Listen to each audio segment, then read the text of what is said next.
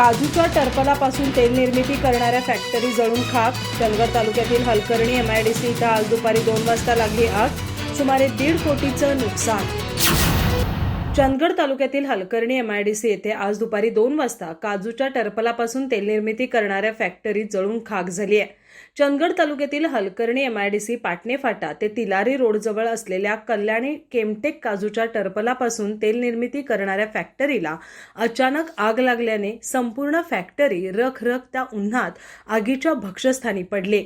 चंदगड नगरपंचायतीच्या अग्निशामक दलाने आग आटोक्यात आणण्यासाठी प्रयत्न केला, मात्र काजूचे टरफल आणि तेलपेट घेतल्याने आग भयंकर होती. त्यामुळे संपूर्ण फॅक्टरी जळून खाक झाली.